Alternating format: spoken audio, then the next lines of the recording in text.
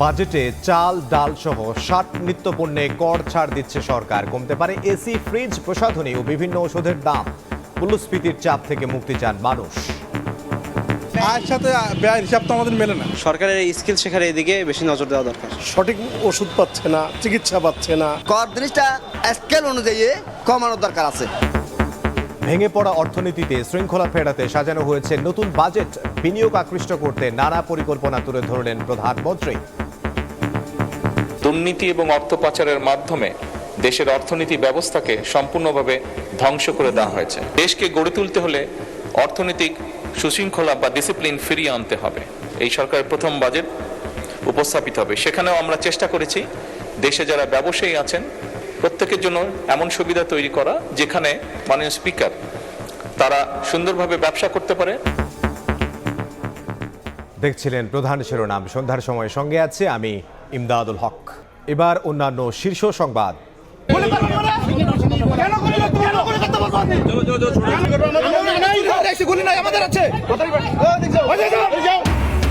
ভারতের পুশিন চেষ্টায় সীমান্তে উত্তেজনা। বিজিবি বিএসএফ তুমুল বাগবিতণ্ডা। ২৬ জেলায় টহল ও নজরদারি জোরদার। নয়াদিল্লিতে আলোচনায় সমাধানের চেষ্টা। আসার পরের থেকে তার মুখ দিয়ে আর কোনো হাসি নাই।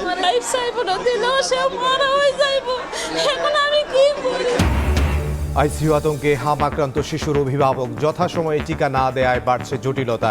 ২৪ ঘন্টায় ঝরল আরও ৮ প্রাণ। কমছে না শনাক্তের হার।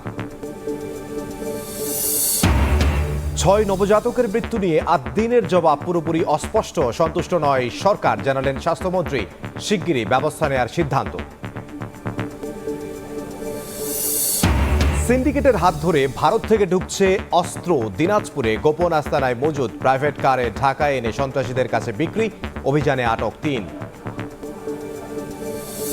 কাল রাতে পর্দা উঠছে বিশ্বকাপের। রোমাঞ্চ বাংলাদেশেও। আর্জেন্টিনা ব্রাজিল সমর্থকদের জমজমাট আড্ডা। প্রস্তুতি ম্যাচে নাইজেরিয়ার প্রতিপক্ষ রোনালদোর পর্তুগাল।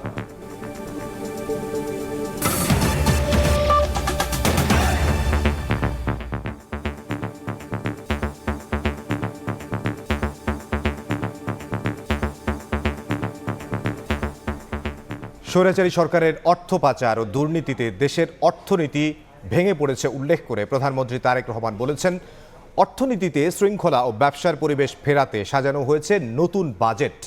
বিকেলে বাজেট অধিবেশনে প্রশ্নোত্তর পর্বে কথা বলেন সংসদ নেতা তারেক রহমান। আরও বলেন, বিদেশি বিনিয়োগকারীদের আস্থা ফেরানোর পাশাপাশি দেশি বিনিয়োগকারীদের উৎসাহিত করতে চায় সরকার। এজন্য দ্রুততম আমদানি রফতানি নিবন্ধন, আমদানির ক্ষেত্রে সহজ মূল্য পরিশোধ প্রক্রিয়া, আন্তর্জাতিক মানদণ্ড মেনে বাণিজ্য সহজীকরণ সহ বিদেশি বিনিয়োগকারীদের আকৃষ্ট করতে বিভিন্ন পদক্ষেপের কথাও তুলে ধরেছেন প্রধানমন্ত্রী। বলেন, বিদেশ থেকে কেউ বাংলাদেশে বিনিয়োগ আনলে তাকে ১.৫% অর্থহারে কনসালটেন্সি ফি হিসেবে প্রণোদনা দেয়া হবে। জানান, আগামী অর্থ বছরে ৪১,২০,০০০ পরিবারের নারীর হাতে ফ্যামিলি কার্ড তুলে দেওয়ার পরিকল্পনা আছে সরকারের। স্বৈরাচারের পতনের পরে আমরা আগেও দেখেছি এবং পতনের পরে আমরা আরো পরিষ্কারভাবে দেখতে পাচ্ছি যে কিভাবে দুর্নীতি এবং অর্থ পাচারের মাধ্যমে দেশের অর্থনীতি ব্যবস্থাকে সম্পূর্ণভাবে ধ্বংস করে দেওয়া হয়েছে। স্বাভাবিকভাবেই দেশকে গড়ে তুলতে হলে অর্থনৈতিক সুশৃঙ্খলা বা ডিসিপ্লিন ফিরিয়ে আনতে হবে। এই সরকারের প্রথম বাজেট উপস্থাপিত হবে। সেখানেও আমরা চেষ্টা করেছি দেশে যারা ব্যবসায়ী আছেন প্রত্যেকের জন্য এমন সুবিধা তৈরি করা যেখানে মাননীয় স্পিকার তারা সুন্দরভাবে ব্যবসা করতে পারে। বাণিজ্য মন্ত্রণালয় কর্তৃক কতগুলো ব্যবস্থা গ্রহণ বা পদক্ষেপ গ্রহণ করা হয়েছে, যেমন আমদানি ও রফতানি প্রধান নিয়ন্ত্রকের দপ্তর হতে আমদানি রফতানি নিবন্ধন প্রক্রিয়া অনলাইনের মাধ্যমে দ্রুততম সময়ের মধ্যে যাতে প্রদান করা যায় সেই ব্যবস্থা গ্রহণ করা হয়েছে। বন্ডেড এবং নন বন্ডেড সকল প্রতিষ্ঠান সমূহকে এফওসির ভিত্তিতে আমদানির সুযোগের আওতায় আরো সম্প্রসারিত করা হচ্ছে মাননীয় স্পিকার। এর বাইরে মাননীয় স্পিকার আমদানি সহজকরণ করার লক্ষ্যে মূল্য পরিশোধ পদ্ধতি সহজ করা হচ্ছে। বিদেশ থেকে সেটি কোনো বাংলাদেশি হোক অথবা কোনো বিদেশি হোক নাগরিক, তারা যদি বিদেশি ইনভেস্টমেন্ট দেশে নিয়ে আসতে পারে 1.5% তাদেরকে আমরা কনসালটেন্ট ফি বা কমিশন যেভাবেই আপনি বলুন না কেন সেটা আমরা তাদেরকে দিব, ইনসেন্টিভ তাদেরকে আমরা দিব। এবার বাজেটের খবর।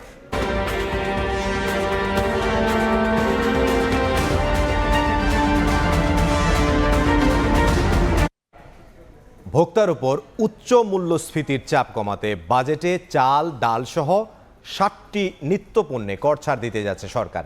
শুল্ক প্রত্যাহার হতে পারে ক্যান্সার সহ 68 ধরনের ওষুধ তৈরির কাঁচামাল আমদানিতে। দেশে ফ্রিজ এসি উৎপাদনেও ভ্যাটের হার নামছে অর্ধেকে। উৎসে কর হ্রাসের প্রস্তাবে কমতে পারে স্বর্ণের দাম। বিপরীতে রড, সিগারেট ও মদের দাম বৃদ্ধির প্রস্তাব আসতে পারে নতুন বাজেটে। নিত্যপণ্যের বাজারে উচ্চমূল্যের উত্তাপে ভোক্তার পকেট আর সামর্থ্য যেন আইসিইউতে।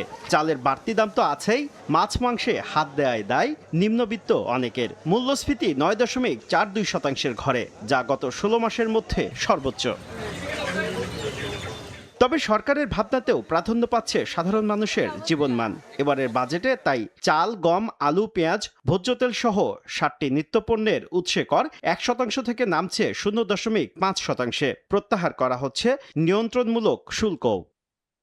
কৃষি উৎপাদন বাড়াতে সার ও কীটনাশকে 7.5% ভ্যাট ও কর প্রত্যাহারের পথে। সংসার শুরুর পরিকল্পনা করছেন, এই বাজেট আপনাকে কিছুটা স্বস্তিতে রাখতে পারে। দেশে এসি, ফ্রিজের উৎপাদন পর্যায়ে ভ্যাট 15% থেকে 7.6% নামতে পারে। এছাড়াও ওয়াশিং মেশিন, গিজার, ব্লেন্ডার, জুসারের বিদ্যমান কর সুবিধার মেয়াদও বাড়তে পারে। তীব্র গরমে লোডশেডিংয়ের ভোগান্তি এড়াতে বাসায় লাগাতে পারেন সোলার সিস্টেম, কারণ সৌরবিদ্যুতের যন্ত্রপাতি ও উপকরণ আমদানিতে 2031 সাল পর্যন্ত কর অব্যাহতির সুবর্ণ সুযোগও মিলতে পারে বাজেটে। সংসার তো আছেই, সন্তান নেবেন ভাবছেন, সেখানেও আছে স্বস্তির খবর। শিশু খাদ্য তৈরির কাঁচামালের ওপর বিদ্যমান আমদানি শুল্ক 15% থেকে কমিয়ে 10% করা হতে পারে। শারীরিক সক্ষমতা বাড়াতে নিয়মিত খেতে পারেন খেজুর, কারণ আমদানিতে বিদ্যমান 5% নিয়ন্ত্রণমূলক শুল্ক প্রত্যাহার হতে পারে। স্ত্রীকে খুশি করতে পারেন স্বর্ণ দিয়ে। বাজেটে স্বর্ণ ও স্বর্ণালংকার সরবরাহে 5% উৎসে কর কমিয়ে মাত্র 0.5% করা হতে পারে। এছাড়া জুয়েলারি সেবায় 5% ভ্যাটের পরিবর্তে প্রতি ভরিতে 2500 টাকা সুনির্দিষ্ট কর নির্ধারণ করা হতে পারে। কমবে সাজগোজের খরচও। প্রতি কেজি লিপস্টিক আমদানিতে শুল্কায়ন মূল্য 40 থেকে কমিয়ে $30 নির্ধারণ করা হতে পারে। প্রতি kg lotion, face cream, face wash আমদানিতে শুল্কায়ন মূল্য $10 থেকে কমিয়ে $60 নির্ধারণ করা হতে পারে। নগদ অর্থে এত সব কেনাকাটায় নিরাপত্তা ঝুঁকির শঙ্কায় আছেন? তাহলে শুনুন, ক্যাশলেস লেনদেন উৎসাহিত করতে পয়েন্ট অফ সেল মেশিনের আমদানি শুল্ক 10 থেকে নামছে 5%। প্রত্যাহার হতে পারে 7.5% আগাম করও। এটিএম কার্ড সহ সব ধরনের কার্ড তৈরির কাঁচামালে 5% আগাম কর এবং 113টি পণ্যের উপর থেকে 3% নিয়ন্ত্রণমূলক শুল্ক তুলে নেওয়া হতে পারে। পরিবেশ বান্ধব যোগাযোগ ব্যবস্থা নিশ্চিত করতে electric charging station, electric bus ও ইলেকট্রিক ট্রাক আমদানির উৎসে কর 5% থেকে কমিয়ে 0% করার প্রস্তাব আসছে। স্থানীয়ভাবে ইলেকট্রিক গাড়ি ও ই-বাইক উৎপাদন শিল্পে কর রেয়াতের সুবিধাও আসতে পারে। স্বাস্থ্যসেবাও নজরের বাইরে নয়। ওষুধ উৎপাদনে ব্যবহৃত 68টি কাঁচামাল আমদানির সম্পূরক শুল্ক প্রত্যাহার এবং ক্যান্সারের ওষুধ তৈরির 9টি কাঁচামালে কর রেয়াত সুবিধা দেওয়া হতে পারে। প্রত্যাহার করা হতে পারে কিডনি ডায়ালাইসিস ফিল্টার আমদানির ওপর থাকা 5% আগাম কর। এতে প্রতি ডায়ালাইসিসে খরচ কমবে প্রায় 600 টাকা। হার্টের রিং এবং চোখের লেন্সের উপর থাকা 10% ভ্যাটও প্রত্যাহার হতে পারে। কতটুকু বেড়েছে আপনার উপার্জনের পথ? তবে করমুক্ত আয়সীমা ঠিকই বাড়িয়েছে সরকার। সব ধরনের ফ্রিল্যান্সিং এর আয়ে কর অব্যাহতি এবং করমুক্ত থাকবে কন্টেন্ট ক্রিয়েশন থেকে আয়। Computer, printer, portable data processing machine, flash memory ও মনিটর আমদানির অগ্রিম কর 5% থেকে কমিয়ে 2% করা হতে পারে। খুশির খবর, সস্তায় ভাগাভাগি করতে পারেন মোবাইলে। কর সুবিধা দেয় কমতে পারে দেশীয় হ্যান্ডসেট ও সিম কার্ডের দাম। তবে নতুন অর্থ বছরে যারা বাড়ি তৈরির কথা ভাবছেন তাদের জন্য কিছুটা দুঃসংবাদ। আবাসন খাতের অন্যতম প্রধান উপাদান এমএস রড এবং এ জাতীয় পণ্যের উৎপাদন পর্যায়ে সুনির্দিষ্ট কর ও ভ্যাট প্রায় 10% বাড়তে পারে, যাতে রডের দাম বাড়বে। এমনকি ধূমপায়ীরাও হিসেবের বাইরে নন। সিগারেটের ফিল্টার তৈরির কাঁচামালের ওপর 300% এবং নিকোটিনের ওপর 350% সম্পূরক শুল্ক আরোপ করা হতে পারে। নিকোটিন পাউচের ওপর বসছে 40% সম্পূরক শুল্ক। দেশে উৎপাদিত অ্যালকোহল বা মদের ওপর লিটার প্রতি 500 টাকা সুনির্দিষ্ট ভ্যাট আরোপের প্রস্তাব আসতে পারে, যা বাড়িয়ে দেবে মদের দাম। বিদেশ থেকে আমদানি করা উচ্চমূল্যের হিমায়িত মাছে নতুন করে 15% ভ্যাট আরোপ করা হতে পারে। দেশীয় চাষিদের সুরক্ষায় কাজু বাদাম আমদানিতে শুল্ক হার 5% থেকে 1 লাফে বাড়িয়ে 25% করা হতে পারে। শুভ খান, সময় সংবাদ, ঢাকা।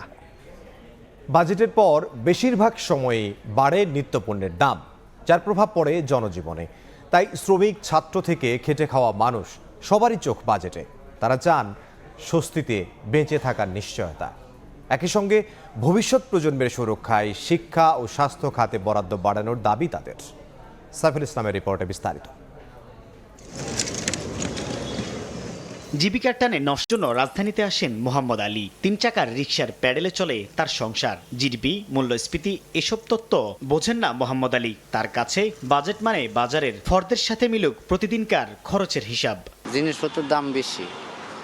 ওই কালকা 400 টাকার কাম করছি, 100 টাকা গাড়ি জমা, 300 টাকা, তাই 300 টাকা তো আমারও না, তো আমার ফ্যামিলি খাইব কি? আয় ব্যয়ের সাথে মাসের হিসাব মেলে না চাকরিজীবী ও ছোট ব্যবসায়ী পরিবারের। তাদের উপর আছে ব্যক্তি আয়করের মতো প্রত্যক্ষ করের চাপও। যদিও 2026-27 অর্থ বছরের বাজেটে তেমন বাড়ছে না করমুক্ত আয়সীমা। কর জিনিসটা স্কেল অনুযায়ী কমানোর দরকার আছে। এই পরিস্থিতিতে বাজারে গিয়ে চাপে পড়ছেন নির্দিষ্ট আয়ের মানুষ। তাই আসছে বাজেটে নিত্যপণ্যের দাম সাধ্যের মধ্যেই রাখাই তাদের প্রধান দাবি। আয়ের সাথে ব্যয়ের হিসাব তো আমাদের মেলে না, কারণ আমরা এখন যে দ্রব্যমূল্য যুদ্ধ করছি তাতে তো আমরা চলতে পারি না। শিক্ষাখাত যেন উপেক্ষিত না থাকে এবারের বাজেটে, সে নিশ্চয়তা চায় শিক্ষার্থীরা। সরকারের ব্যয় হচ্ছে, ফ্যামিলি থেকে টাকা পয়সা খরচ করতেছে, কিন্তু যেই মূল চাহিদাটা আমাদের কোনো স্কিল শেখা হচ্ছে না। সরকারের এই স্কিল শেখার এদিকে বেশি নজর দেওয়া দরকার। বরাদ্দ বাড়ুক স্বাস্থ্য খাতে, এমন প্রত্যাশা সাধারণ মানুষের। তারা চান হাসপাতালগুলোতে চিকিৎসা সেবার নিশ্চয়তা। স্বাস্থ্য খাতে বাজেট আছে, কিন্তু সঠিক ওষুধ পাচ্ছে না, চিকিৎসা পাচ্ছে না। 999-এ কল করলে অ্যাম্বুলেন্স আসে আমরা জানি, কিন্তু সেটা কতটুকু সময় আসে, এই আশাটা নিশ্চিত করা। দিন শেষে স্বস্তিতে ঘরে ফেরার নিশ্চয়তা চায় সাধারণ মানুষ। নাগরিক নিরাপত্তায় থাকুক পর্যাপ্ত বরাদ্দ। নিরাপত্তাহীনতায় আছি আমরা, ওই বিষয়গুলো বেশি। মানে আমার মনে হয় যে একটু আইন শৃঙ্খলা বাহিনী, তাদের ভিতরে শৃঙ্খলা বা তাদের চেইন অফ কমান্ড যেটা একটু বাড়ানো উচিত। জুলাই অভ্যুত্থানের পর যে বৈষম্যহীন বাংলাদেশের স্বপ্ন দেখেছিল মানুষ, নতুন সরকারের বাজেটে তার প্রতিফলন থাকুক এমন প্রত্যাশা সকলের। রিকশা চালক থেকে চাকরিজীবী, ব্যবসায়ী বা উদ্যোক্তা, সকলেরই প্রত্যাশা 2026-27 অর্থ বছরের বাজেট হবে জনবান্ধব ও বাস্তবমুখী। মূল্যস্ফীতি নিয়ন্ত্রণের পাশাপাশি থাকবে জীবনমান উন্নয়নের রোডম্যাপ। সাইফুল ইসলাম, সময় সংবাদ, ঢাকা। প্রায় 2.5 লাখ কোটির ঘাটতি নিয়ে কাল 9,38,000 কোটি টাকার বাজেট উত্থাপন করবে নতুন সরকার। বিএনপির নির্বাচনী ইশতেহার সহ অগ্রাধিকার পাবে 13টি বিষয়। সামাজিক সুরক্ষা খাতে বরাদ্দের সঙ্গে বাড়ছে ভাতাভোগী ও ভাতা। সমতা ভিত্তিক উন্নয়ন দর্শনে এবারের বাজেটে মেগা প্রকল্পের নামে দুর্নীতির সুযোগ থাকছে না বলে জানিয়েছেন প্রধানমন্ত্রীর অর্থ উপদেষ্টা। 6.5% প্রবৃদ্ধিতে আগামী অর্থ বছরে দেশের জিডিপি 68,31,633 কোটি টাকায় উন্নীত করতে চায় বর্তমান সরকার। আর প্রবৃদ্ধির ধারা ত্বরান্বিত করে 2034 সালের মধ্যে তা প্রায় দ্বিগুণ $1 ট্রিলিয়ন অর্থনীতিতে পরিণত করার লক্ষ্য অর্জন সহ 13টি অগ্রাধিকারে সাজানো হচ্ছে আগামী অর্থ বছরের বাজেট। $1 ট্রিলিয়ন ইকোনমিকে টার্গেট করে আগামী বছর 6.5% বললেন না প্রবৃদ্ধি। এটা কিভাবে অর্জিত হবে? গ্যাস নাই, ফার্টিলাইজারের সংকট, তেলের সংকট। এই পরিস্থিতিতে এই ধরনের প্রবৃদ্ধি অর্জনের জন্য তো আপনার বিনিয়োগের বৃদ্ধি লাগবে। আসছে বাজেটে তুলে ধরা হবে 5 বছর মেয়াদী সরকারের কর্মকৌশল। যেমন করমুক্ত আয়সীমা বেড়ে 2030-31 অর্থ বছরে কত হবে সাধারণ মানুষ তা জানতে পারবেন এবারই। সমতার দর্শনে দেশকে এগিয়ে নেওয়ার নির্বাচনী ইশতেহার বাস্তবায়নে থাকছে সর্বোচ্চ গুরুত্ব। অঞ্চলভিত্তিক উন্নয়ন সম্প্রসারণের পাশাপাশি পিছিয়ে পড়া জনগোষ্ঠীকে এগিয়ে নিতে আসছে বাজেটে সামাজিক সুরক্ষা খাতের বরাদ্দ 1,16,000 কোটি টাকা থেকে বাড়িয়ে করা হচ্ছে 1,45,000 কোটি টাকা। বাড়ানো হবে ভাতাভোগী ও ভাতার পরিমাণও। অতি ক্ষুদ্র ক্ষুদ্র কুটির শিল্প বলে কিছু নাই, সেইখান থেকে তো আপনাকে গড়ে তুলতে হবে। তার মানে আমাদের বক্তব্য কিন্তু সব খাতের জন্য, সব শিল্পের জন্য। চট্টগ্রামকে আমরা লজিস্টিক হাবে নিয়ে যেতে চাই। ঢাকা তো একটা কেন্দ্র আছে, এবং ঢাকার অন্যান্য ফরিদপুর বা অন্যান্য অঞ্চলেও আমরা বড় ধরনের পরিবর্তন করতে চাই। তার মানে সব অঞ্চলের জন্য উন্নয়ন। সেই জন্যই আমাদের ইশতেহারে কিন্তু সমতা ভিত্তিক আঞ্চলিক উন্নয়নের কথা বলা হয়েছে। তবে অর্থ ও পরিকল্পনা উপদেষ্টার স্পষ্ট বার্তা, নীতিকৌশল সাজিয়ে লুটপাট করতে কোনো মেগা প্রকল্প থাকছে না আসছে অর্থ বছরে। এটা সবার আগে বাংলাদেশ, সবার জন্য বাংলাদেশ, সব খাতের জন্য বাংলাদেশ, সব পেশার জন্য বাংলাদেশ। জাতীয় স্বাস্থ্য ব্যবস্থা, এটা তো একটা আইকনিক ব্যাপার। সার্বিক পানি সম্পদ ব্যবস্থাপনা, তিস্তা মহাপরিকল্পনা, পদ্মা ব্যারেজ, হাওর। তৃতীয় হচ্ছে যে শিক্ষা ব্যবস্থায় স্কিল বাংলাদেশ, কল্যাণ রাষ্ট্রের বাংলাদেশ, গণতান্ত্রিক বাংলাদেশ। এগুলো হচ্ছে মানুষের পরিবর্তনকারী, ট্রান্সফরমেটিভ চেঞ্জ। আমরা মেগা গিগা প্রকল্পের গিগা দুর্নীতিতে নাই। ব্যবসা বান্ধব আগামী অর্থ বছরের বাজেটে নিত্যপণ্যের বাজারে জনগণকে স্বস্তি দিতে ভ্যাট ট্যাক্স কমানো ও অব্যাহতি দেওয়ার পথে বর্তমান সরকার হাঁটবে বলেও জানান অর্থ উপদেষ্টা। কামরুল হাসান সবুজ, সময় সংবাদ, ঢাকা। এবার অন্যান্য প্রসঙ্গ। ভারতের পুশিন চেষ্টার মধ্যেই সীমান্তে তুমুল বাকবিতণ্ডায় জড়াচ্ছে বিজেপি বিএসএফ। বাংলাদেশি সন্দেহে পশ্চিমবঙ্গে হোল্ডিং সেন্টারে রাখা হচ্ছে নারী পুরুষদের। তাদের ঠেলে পাঠানোর শঙ্কায় বেনাপোল সীমান্তে বিজিবি অতিরিক্ত সদস্য মোতায়েন করা হয়েছে। এদিকে পুশিন ঠেকাতে অন্যান্য সীমান্তেও কড়া অবস্থানে বিজিবি ২৬ জেলায় নেওয়া হয়েছে বাড়তি সতর্কতা।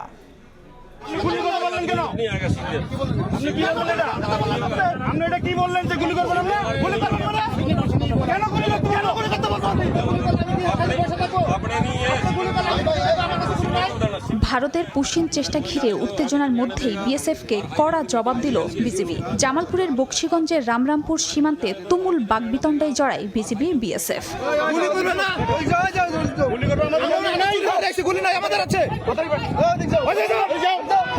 বুধবার ভোরে এই সীমান্ত দিয়ে একজনকে জোরপূর্বক বাংলাদেশে পাঠানোর চেষ্টা করে ভারতের নন্দীচর বিএসএফ ক্যাম্পের সদস্যরা।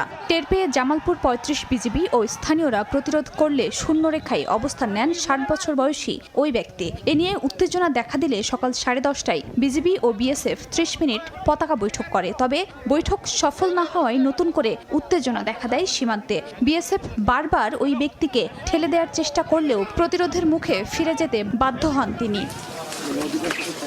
বেনাপোল সীমান্তেও পুশিন আতঙ্ক বিরাজ করছে। অভিযোগ উঠেছে সীমান্তের ওপারে বেশ কয়েকজন ভারতীয়কে বাংলাদেশি উল্লেখ করে ঠেলে পাঠাতে হোল্ডিং সেন্টারে রেখেছে বিএসএফ। যদিও এই প্রচেষ্টা ঠেকিয়ে দিতে টহল জোরদার করেছে বিজিবি। এছাড়া সাদা পোশাকে চলছে গোয়েন্দা নজরদারি। বিএসএফ পুশিং দুয়ার জন্য চেষ্টা চালাচ্ছে। বাংলাদেশের শান্তিপ্রিয় মানুষরা একটা উদ্বিগ্নে দিন কাটাচ্ছে। লালমনিরহাট সীমান্তে পুশিন চেষ্টায় বাধা পেয়ে পিছু হটেছে ভারতীয় সীমান্তরক্ষী বাহিনী। পঞ্চগড় সহ ২৬ জেলায় বাড়তি সতর্কতার পাশাপাশি চলছে সচেতনতামূলক প্রচার। 2টা গেট আছে, আমরা সব সময় ফলো করি বা লক্ষ্য করি, কোনো মানুষ এখানে পার করে দিতে পারবে না। বিজিবি ভাইয়েরা টহল দিতেছে, পাহারা দিতেছে, আমরাও বর্ডারে পাহারা দিচ্ছি। এছাড়া ঝড় বৃষ্টি উপেক্ষা করে পুশিন ঠেকাতে রাতেও বিজিবির সঙ্গে আনসার সদস্যরাও দায়িত্ব পালন করছে হিলি সীমান্তে। কাঁটাতার নেই এমন এলাকায় পর্যবেক্ষণ চলছে সিসি ক্যামেরায়। ভারতের সঙ্গে বাংলাদেশের ৪,৪৮৭ কিলোমিটার সীমান্তের অধিকাংশই পশ্চিমবঙ্গ রাজ্যের সঙ্গে। বাকি সীমান্ত ত্রিপুরা, মেঘালয়, মিজোরাম ও আসামের সঙ্গে। গেল বিধানসভা নির্বাচনের পর পশ্চিমবঙ্গের নতুন মুখ্যমন্ত্রী ঘোষণা দেন অবৈধ বাংলাদেশি ও অনুপ্রবেশকারীদের ফেরত পাঠানো হবে বাংলাদেশে। এরপর থেকেই পুশিন করতে বেপরোয়া বিএসএফ। বিএসএফ যতটা জমি চেয়েছে ততটাই দেওয়া হবে। খাদিজা স্বপ্না, সময় সংবাদ। সন্ধ্যার সময় আরও থাকছে। তৃতীয়বারের মতো চিত্রনায়ক সালমান শাহর দেহাবশেষ কবর থেকে তোলার অনুমতি। মৃত্যুর প্রকৃত কারণ জানতে ময়নাতদন্তের আবেদন সিআইডির। কাল পর্দা উঠছে ফিফা বিশ্বকাপের রোমাঞ্চে বোঁদ Bangladesh. Greatest show on earth উপভোগের নানা প্রস্তুতি। বাবা দাদাকে দেখে কেউ সাপোর্ট করবেন আর্জেন্টিনা, আবার কারো বাবা আর্জেন্টিনার ভক্ত হলেও সন্তান সমর্থন করেন ব্রাজিল দলের। প্রজন্ম থেকে প্রজন্ম এভাবেই বিশ্বকাপ মানে বাংলাদেশ ব্রাজিল আর্জেন্টিনার উন্মাদনা। এবারও তার ব্যতিক্রম নয়। প্রবীণ থেকে নবীন সবাই অপেক্ষায় বিশ্বকাপ রোমাঞ্চে মেতে ওঠার। ফুটবল বিশ্বকাপ বাংলাদেশের মানুষের জন্য আনন্দ আর আবেগের এক মহোৎসব। আর এর সিংহভাগ জুড়েই থাকে ব্রাজিল আর্জেন্টিনা দল নিয়ে উন্মাদনা। এবারও তার ব্যতিক্রম নয়। বাংলাদেশে টেলিভিশনে প্রথম বিশ্বকাপ দেখানো হয় 1986 সালে। সেবার দিয়েগো ম্যারাডোনা ম্যাজিকে দ্বিতীয় শিরোপা ঘরে তোলে আর্জেন্টিনা। এরপরই দেশে আলবি সেলেস্তেদের নিয়ে শুরু হয় উন্মাদনা। আছে ব্যতিক্রমও। রেডিওতে পেলের খেলা শুনেও অনেকে হয়েছেন ব্রাজিল ভক্ত। আমি 70 দশক থেকে অদ্যাবধি মাঠে আছি। ব্রাজিলের টিমকে আমি বেশি প্রাধান্য দিই, বেশি ভালোবাসি। শেষ সালে আমি যে দেশের পতাকা টাঙাইছি দ্যাট মিনস আর্জেন্টিনা চ্যাম্পিয়ন হয়েছে। তারপরে আবার টাঙাইছিলাম সম্ভবত জার্মানি চ্যাম্পিয়ন হচ্ছে। তারপর লাগাইছিলাম পাশায় ব্রাজিল চ্যাম্পিয়ন হচ্ছে। অনেকেই আবার বাবা দাদাকে দেখে শুরু করেন সমর্থন। আমাদের বাপদাদা যারা ছিল তারা ম্যারাডোনা ভাইকে অনেক, তার খেলা অনেক পছন্দ করতো।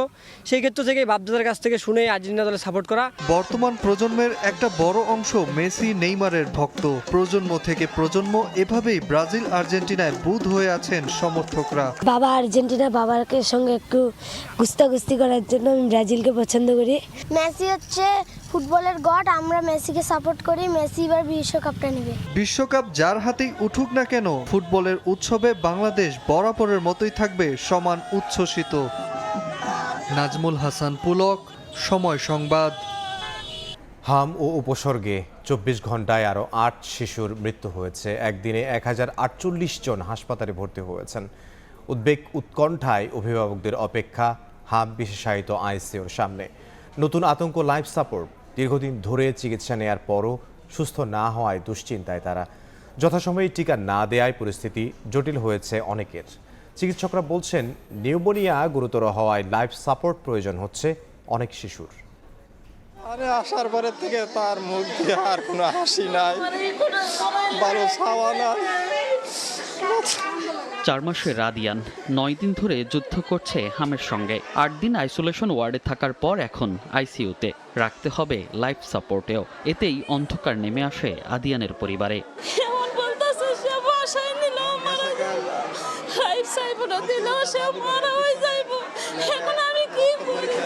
হাসপাতালে ভর্তি অধিকাংশ শিশুরই আছে শারীরিক অন্য জটিলতা। কেউ দীর্ঘদিন অসুস্থ থাকলেও গুরুত্ব না দেয়ায় পড়তে হয়েছে সংকটাপন্ন অবস্থায়। আরও ভয়ঙ্কর বিষয়, হাম এত গুরুতর হওয়ার পরও টিকা দেননি অনেক অভিভাবক। হাম হয়েছে 3 দিন ধরে বুঝতে পারছি, আগে অসুস্থ অনেক দিন, 15-20 দিন হবে। চোখ লাল হওয়ার একদিন পরে তারপর শরীরে র্যাশ উঠছে, তারপর তো এখানে আসলাম, পরে ওষুধ টষুধ দিল, তারপর আস্তে আস্তে এখন তো ঠিক হয়ে যেতেছে। না হামের টিকা দেয়নি। 9 দিন আসলে আইসিইউতে, পিআইসিইউতে।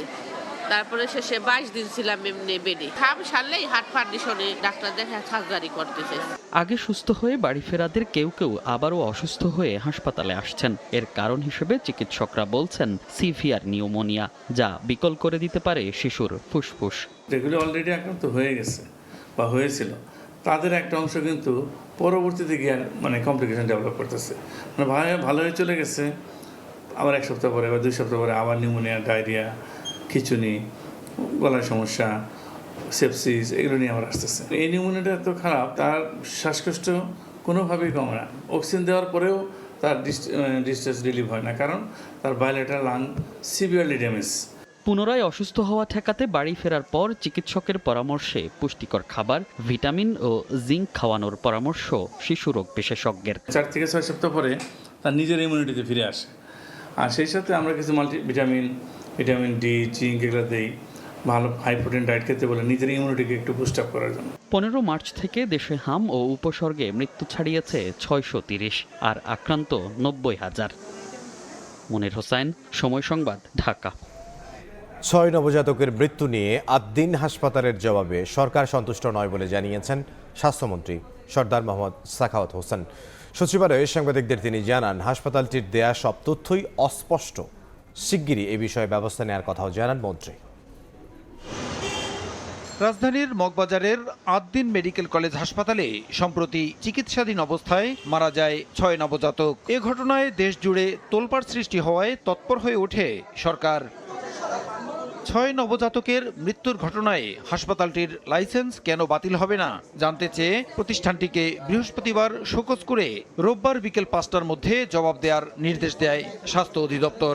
তবে তাদের আবেদনের পরিপ্রেক্ষিতে আরও 2 দিন সময় দিয়ে মঙ্গলবার জবাব দিতে বলা হয়। এর আগে গত 4 জুন তদন্ত প্রতিবেদন প্রকাশ নিয়ে সংবাদ সম্মেলনে স্বাস্থ্যমন্ত্রী জানান, 6 নবজাতকের মৃত্যুতে 8 দিনের অবহেলা স্পষ্ট। শোকজের জবাব ইস্যুতে বুধবার সচিবালয়ে সাংবাদিকদের প্রশ্নের জবাবে স্বাস্থ্যমন্ত্রী বলেন, ৮ দিন হাসপাতালের কারণ দর্শানোর জবাবে সরকার সন্তুষ্ট নয়। আমরা সন্তুষ্ট হইনি, ওটা প্রতিবেদন তারা অনেক কিছু বলেছে, ইচ্ছা করে করে না, এসব নানান কথা অনেক গল্প করেছে, অনেক 4-5 পৃষ্ঠা লিখেছে, এগুলো বুলেট পয়েন্ট কিছুই লেখেনি, বেগ রিপ্লাই। সংশ্লিষ্টদের সঙ্গে আলোচনা করে ৮ দিনের বিরুদ্ধে ব্যবস্থা নেওয়ার বিষয়ে সিদ্ধান্ত নেওয়া হবে বলেও জানান মন্ত্রী। সংসদের ফাঁকে মিটিংয়ে বসবো, বসে আমরা কি করতে যাচ্ছি সেটা আমরা সিদ্ধান্ত গ্রহণ করে আপনাদেরকে জানাবো। গত ২৭ মে ঈদের ছুটির মধ্যে ৮ দিন হাসপাতালে একসঙ্গে ৬ নবজাতকের মৃত্যু হয়। প্রসূন আশিস, সময় সংবাদ, ঢাকা। সন্ধ্যার সময় আরও থাকছে।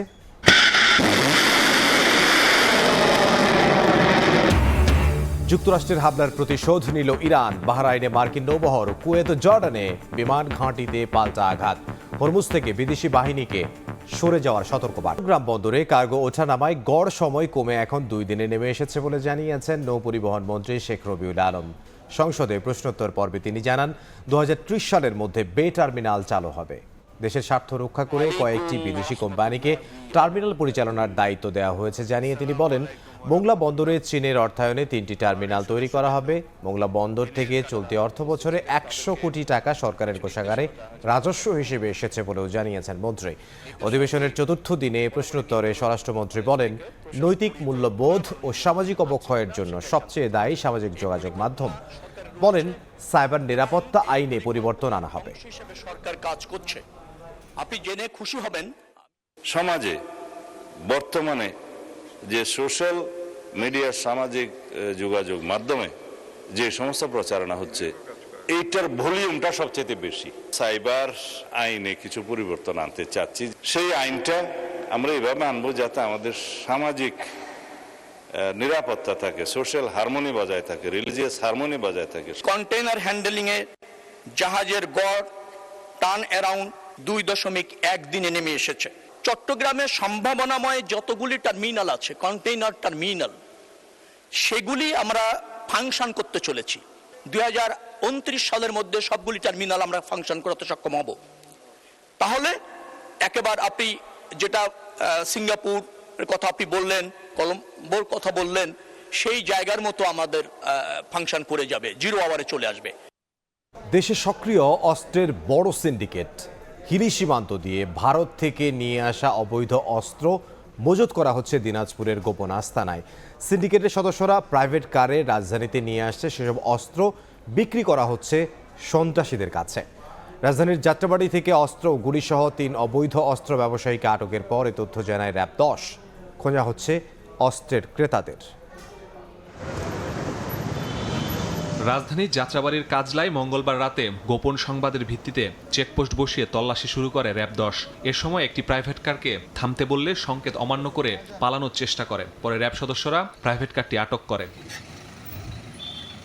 গাড়ির ভেতরে তল্লাশি চালিয়ে ড্যাশবোর্ডের একেবারে নিচ থেকে উদ্ধার করা হয় 2টি বিদেশি অস্ত্র, 2টি ম্যাগাজিন ও 13 রাউন্ড গুলি। আটক করা হয় 3 জনকে, জব্দ করা হয় প্রাইভেট কারটিও। র্যাব জানায় আটক 3 জনই পেশাদার অপরাধী, 12 মামলা আছে তাদের নামে।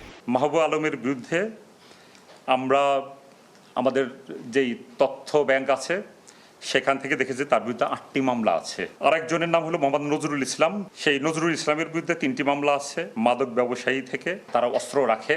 মোহাম্মদ রবিউল ইসলাম, মাহবুব আলম মানিক ও নজরুল ইসলামকে জিজ্ঞাসাবাদের সামনে আসে অস্ত্রের বড় সিন্ডিকেটের তথ্য। র্যাব বলছে, সিন্ডিকেটের সদস্যরা দিনাজপুরের হিলি সীমান্ত দিয়ে পাশের দেশ থেকে অবৈধভাবে অস্ত্র দেশে আনে। তাদের দলের অন্য সদস্যরা সেসব অস্ত্র ঢাকায় এনে বিক্রি করে। নর্থ বেঙ্গলের কোনো একটা জায়গা থেকে তারা নিয়ে এসেছে এবং ঢাকাতে কারো কাছে বিক্রি করার কথা ছিল। তারা যে নেটওয়ার্কটা মেইনটেইন করে, সেই নেটওয়ার্কটা এত সহজে মেইনটেইন করে না, কার কাছে বিক্রি করবে এটা ইজিলি আইডেন্টিফাই করা যায় না। তারা হোয়াটসঅ্যাপে যোগাযোগ করে, সেই হোয়াটসঅ্যাপের বিদেশি নাম্বার ব্যবহার করে তারা। সিন্ডিকেটের বাকি সদস্যদের ধরতে অভিযান চালিয়ে যাচ্ছে র্যাব। তদন্ত হবে, তারপরে আরো ডিটেইল তথ্য বের হয়ে আসবে। মাসুদুর রহমান, সময় সংবাদ, ঢাকা। শনাক্ত করা। সন্ধ্যার সময় তৃতীয়বারের মতো চিত্রনায়ক সালমান শাহর দেহাবশেষ কবর থেকে উত্তোলনের অনুমতি দিয়েছেন আদালত। পুনরায় ময়নাতদন্তের জন্য সিআইডির আবেদনের পরিপ্রেক্ষিতে এমন আদেশ দেন ঢাকার সিএমএম আদালত। সালমান শাহর মৃত্যুর ঘটনায় গেল বছর হত্যা মামলা গ্রহণের আদেশ দেন আদালত। পরে তার স্ত্রী সামিরা সহ 11 জনকে আসামি করে মামলা দায়ের করেন সালমানের মামা। এর আগেও সালমান শাহর মৃত্যু নিয়ে তদন্ত করে সিআইডি, পিবিআই সহ বিভিন্ন তদন্ত সংস্থা। তার মৃত্যুর 1 বছর পর প্রথমবার লাশ উত্তোলন করে ময়নাতদন্ত করেছিল বিশেষ তদন্ত টিম। পরে 2020 সালে পিবিআই এর তদন্ত রিপোর্টে বলা হয়, ফের ময়নাতদন্তের প্রয়োজন থাকলেও এখন আর কিছু পাওয়ার সম্ভাবনা নেই। সন্ধ্যার সময় দেশের বাইরের খবর। ইরানে যুক্তরাষ্ট্রের হামলার জবাবে মার্কিন ঘাঁটি লক্ষ্য করে পাল্টা আক্রমণ চালিয়েছে তেহরান। বাহরাইনে মার্কিন ৫ম নৌবহরের সদর দফতর লক্ষ্য করে ড্রোন হামলার দাবি করেছে ইরানের বিপ্লবী গার্ড বাহিনী। কুয়েত ও জর্ডানে মার্কিন বিমান ঘাঁটিতেও আঘাতের কথা জানায় আইআরজিসি। ইরানি ভূখণ্ডের কাছে থাকা বিদেশি বাহিনীকে দ্রুত সরে যেতে সতর্কবার্তা দিয়েছেন দেশটির পররাষ্ট্রমন্ত্রী। বুধবার সকালে মার্কিন সামরিক স্থাপনা লক্ষ্য করে দফায় দফায় ক্ষেপণাস্ত্র হামলা চালায় ইরানের বিপ্লবী গার্ড বাহিনী। দেশটির দক্ষিণাঞ্চলে হামলার জবাবে বাহরাইন ও জর্ডানে আক্রমণ চালানোর দাবি আইআরজিসির।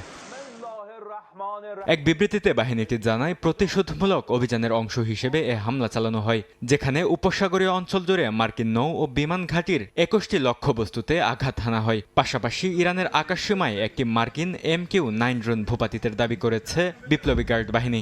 ভবিষ্যতে যে কোনো মার্কিন সামরিক পদক্ষেপের কঠোর জবাব দেওয়া হবে বলে উল্লেখ করে আইআরজিসি। একই সঙ্গে ওয়াশিংটনকে সম্ভাব্য উত্তেজনার সব দায়ভার বহন করতে হবে বলেও সতর্ক করেছে তারা। ইরানের ছোড়া 5টি ক্ষেপণাস্ত্র ভূপাতিত করার দাবি করেছে জর্ডানের সেনাবাহিনী। বাহরাইনে আবারও আকাশ সতর্ক সংকেত সক্রিয় করা হয়েছে।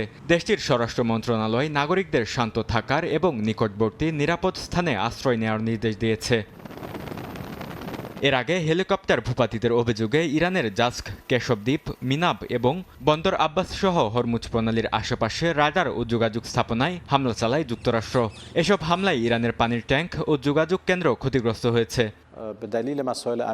এদিকে যুক্তরাষ্ট্রের সঙ্গে উত্তেজনার মধ্যেই সতর্কতামূলক এক বার্তা দিয়েছেন ইরানের পররাষ্ট্রমন্ত্রী আব্বাস আরাকচি। ইরানের ভূখণ্ডের কাছে কোনো বিদেশি বাহিনী অবস্থান করলে দ্রুত এলাকা ছেড়ে যেতে কঠোর হুঁশিয়ারি উচ্চারণ করেছেন তিনি।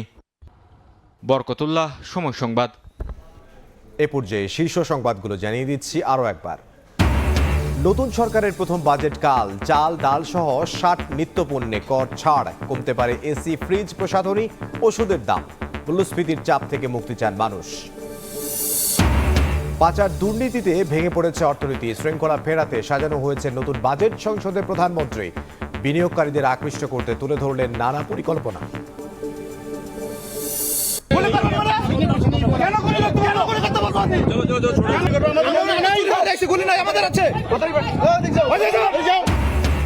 ভারতের পুশিন চেষ্টায় সীমান্তে উত্তেজনা। বিজিবি বিএসএফ তুমুল বাগবিতণ্ডা। 26 জেলায় টহল ও নজরদারি জোরদার। নয়াদিল্লিতে আলোচনায় সমাধানের চেষ্টা।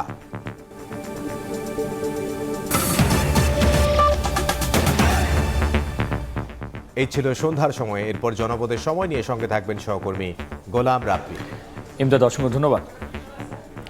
জনপদের সময় নিয়ে আসছি কিছুক্ষণ পর, সঙ্গেই থাকুন সময়।